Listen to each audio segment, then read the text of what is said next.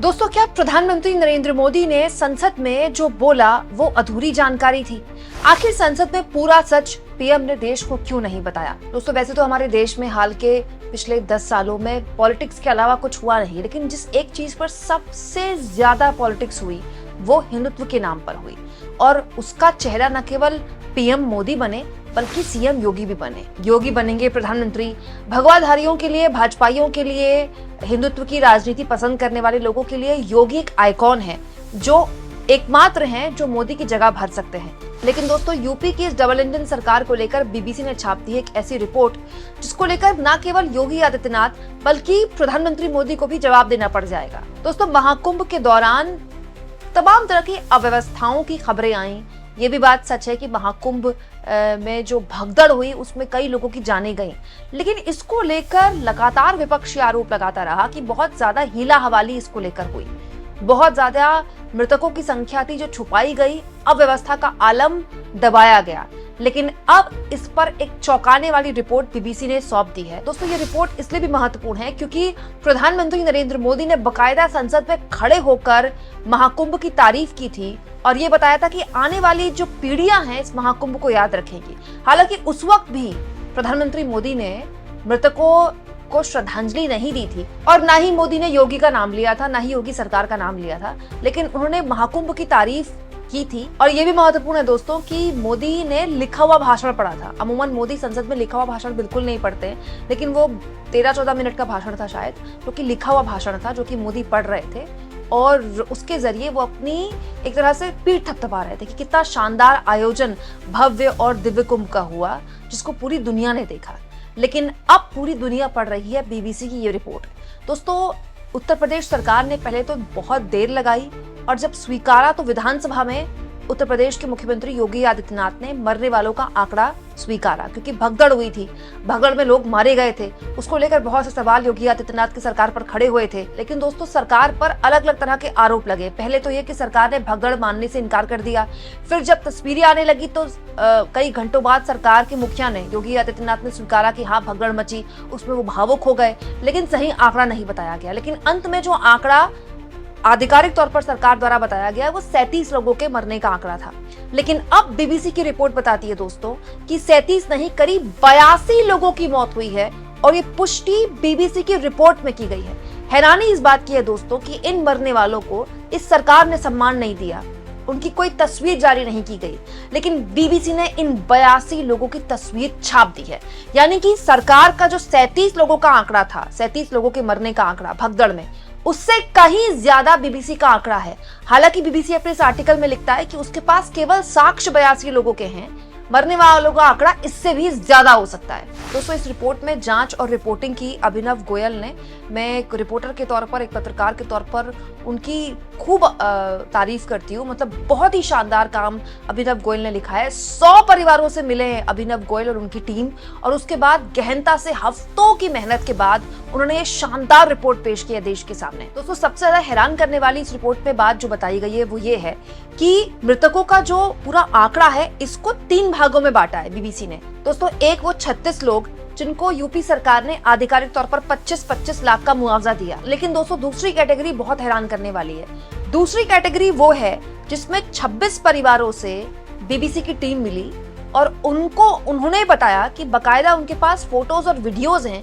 जिसमें UP police के कुछ अधिकारी आए, उनको 5-5 लाख रुपए कैश दिया। जी हाँ, कैश। मुआवजा कभी भी कैश में नहीं दिया जाता, लेकिन कैश यहाँ पर दिया गया, बकायदा उसकी वीडियोस और फोटोज बनाई गई। दोस्तों, बीबीसी ने छापा है कि यूपी के 18, बिहार के 5 और पश्चिम बंगाल के 2 परिवार इसमें शामिल हैं, झारखंड का 1 परिवार शामिल है। बकायदा इन परिवारों ने बीबीसी को बताया है कि यूपी पुलिस घर आई, कुछ कागजों पर अंगूठे लगवाए, हस्ताक्षर करवाए और उसके बाद उसके जरिए बताया गया, परिवार वालों से कहा गया कि आप ये कहेंगे कि आपके जो परिवार वाले हैं वो भगदड़ में नहीं मरे, उनकी तबीयत खराब हो गई थी, और उसके बाद उनको 5-5 लाख रुपए कैश दिए गए। कैश कौन दे रहा है? यूपी पुलिस दे रहा है। दोस्तों, पुलिस का काम पहली बार तो कैश बांटना नहीं है और मुआवजा बांटना तो बिल्कुल भी नहीं है। और मुआवजा कैश में कैसे मिल रहा है? ये पैसा कौन दे रहा है? यूपी पुलिस दे रही है अपने जेब से या यूपी सरकार दे रही है? और अगर ये दे रही तो आधिकारिक तौर पर क्यों नहीं दिया जा रहा है? क्या इसलिए सब नहीं दिया गया ताकि अगर आप आधिकारिक तौर पर मुआवजा देंगे तो आपको आधिकारिक तौर पर स्वीकार करना पड़ेगा कि इतनी मौतें हुई हैं? मौत का आंकड़ा छुपाने के लिए जो लोग मारे गए, मतलब आप सोचिए, उनको एक आखिरी सम्मान भी नहीं दिया गया। उनकी मौत भगदड़ में नहीं, ये बता दिया गया कि आप ये कह दीजिएगा कि आपके परिवार वालों की जो मौत हुई है वो बीमार पड़ने से हुई है। तो अगर बीमार पड़ने से किसी की मौत हुई है तो उनको 5 लाख रुपए मुआवजा क्यों दे रहा है प्रशासन? अब मैं तो ये भी नहीं बता सकती कि प्रशासन दे रहा है, कि पुलिस दे रही है, कि सरकार दे रही है। दोस्तों, ये रिपोर्ट इतनी डिटेल्ड है कि पुलिस अधिकारियों से भी बीबीसी ने बात करने की कोशिश की, लेकिन पुलिस अधिकारियों ने कोई जवाब नहीं दिया। और तो और इसके बाद उत्तर प्रदेश के सूचना निदेशक विशाल सिंह और प्रयागराज के जिलाधिकारी रविंद्र कुमार से भी बात करने की कोशिश की गई, लेकिन उनसे भी कोई जवाब नहीं मिला। मतलब बीबीसी ने जो रिपोर्ट छापी है ना, उसमें उसने हर पक्ष से बात करने की कोशिश की, लेकिन वो पुलिस जो लोगों को 5-5 लाख रुपए मुआवजा बांट रही थी, वो पुलिस अब बात करने को राजी नहीं है। इसके बाद दोस्तों बीबीसी की आती है तीसरी कैटेगरी, जो बहुत ही ज्यादा दुखद है। 19 ऐसे परिवार वालों से बीबीसी की टीम मिली जिनको कोई मदद नहीं मिली। दोस्तों, इन लोगों ने बीबीसी को बताया कि भगदड़ केवल 3 जगह नहीं हुई, संगमनोज में हुई, झूसी में हुई, समुद्रकूप चौराहा में हुई और एरावत मार्ग के पास भगदड़ हुई। इसके अलावा ये लोग दावा करते हैं कि एक और जगह भगदड़ हुई है, कल्प वृक्ष द्वार के पास, और ये सुबह 8 बजे भगदड़ हुई। अगर आप ये आर्टिकल पढ़ेंगे दोस्तों तो आप भावुक हो सकते हैं, क्योंकि मेरी आंखों में आंसू आ गए जब लोगों की आप बीती इस आर्टिकल में छापी गई है। इसके अलावा इस पर वीडियो भी बनाई गई है। आप चाहें तो यूट्यूब चैनल में जाके बीबीसी हिंदी के यूट्यूब चैनल में वीडियो भी देख सकते हैं। वीडियो भी और आर्टिकल भी है। दोस्तों, इस वीडियो में जो लोग मारे गए उनके परिवार वालों ने बताया कि घंटों घंटों लोगों के शव लेकर वो लोग बैठे रहे। हालत ये हो गई दोस्तों कि शवों से गंध आने लगी। लोग ये भी बताते हैं कि उनको देखने के लिए ऊपर एक हेलीकॉप्टर आया था मरने वालों को देखने के लिए। तो जब परिवार वाले जो अपनों का शव लेकर बैठे हुए थे, उनको लगा कि मदद आ गई, लेकिन कोई मदद नहीं आई। अंत में इन लोगों ने अपने परिवार वालों की अंत्येष्टि की, और इससे भी ज्यादा दुखद, इनको कोई मुआवजा नहीं मिला। मुआवजा तो छोड़िए, मरने वालों की लिस्ट में इनका नाम तक नहीं है। सोचिए दोस्तों, इस कुंभ को लेकर कितने बड़े बड़े दावे किए गए। बताया गया कि एआई इंटेलिजेंस का इस्तेमाल हो रहा है, बताया गया कि 2750 सीसीटीवी कैमरे लगाए गए। इसके अलावा 300 से ज्यादा एक्सपर्ट्स यहाँ पर लगाए गए निगरानी के लिए। लेकिन इतने सारे लोग ये नहीं बता पा रहे हैं देश को कि क्या वाकई भगदड़ केवल 2 इलाकों में हुई थी।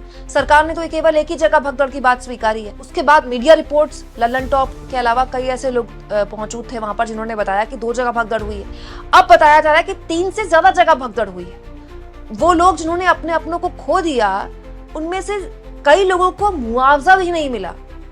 कई लोगों को जो मुआवजा मिला वो कैश में मिला, और उनसे लिखवा लिया गया कि आपके जो परिवार वाले हैं वो बीमार होकर मरे, वो दबकर नहीं मरे, भगदड़ से नहीं मरे।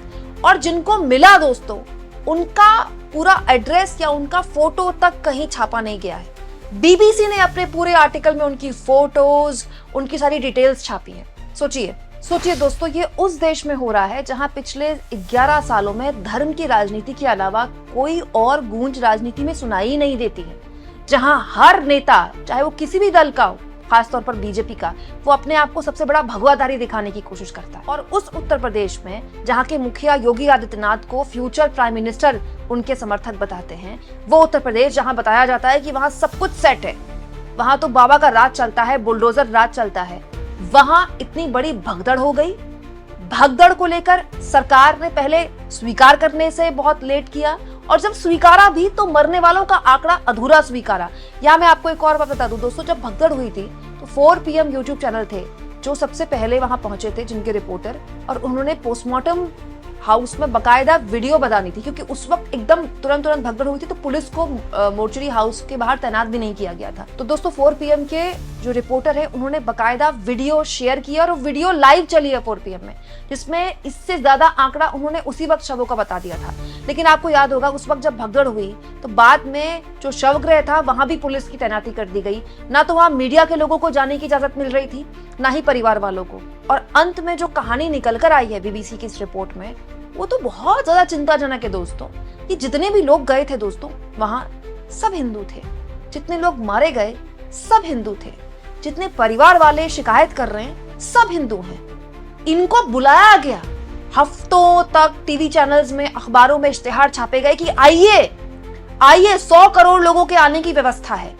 और अंत में जो व्यवस्था निकली वो ऐसी थी कि या तो सरकार को स्वीकार करने में घंटों लग जाते हैं, और अगर स्वीकार भी करती है सरकार तो अधूरा जानकारी स्वीकार करती है क्या।